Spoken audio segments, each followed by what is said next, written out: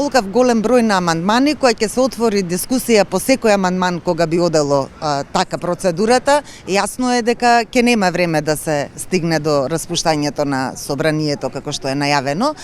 но затоа апсолутно, значи затоа велам и самото поднесување на амандманите од страна на ВМРО, ДПМН и на ДУИ беше порака практично дека идејата е интенцијата да се блокира законот, а не да се отвори суштинска дебата и да евентуално, нели, ако имаат конструктивни предлози за измена на нашиот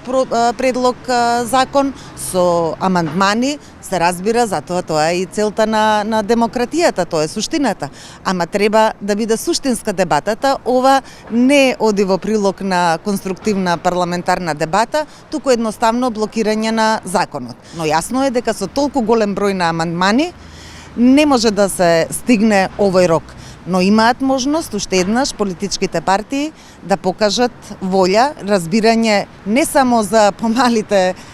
политички партии, за другите пратеници кои што исто така и од други политички партии дадоа поддршка за измена на изборниот модел, но и на волјата на граѓаните, која што е јасно изразена за промена на изборниот модел, и да ги повлечат амандманите или да ги прегрупираат, да се групираат, така што тоа веќе би можело да биде една конструктивна дебата. Секој политички субјект кој што е одговорен,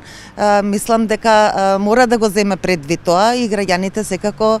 гледаат, јавноста е информирана во целиот овој период. Оти да потсетам, целава иницијатива започна уште од септември месец, кога и не се знаеше дека ќе има воопшто предвремени избори.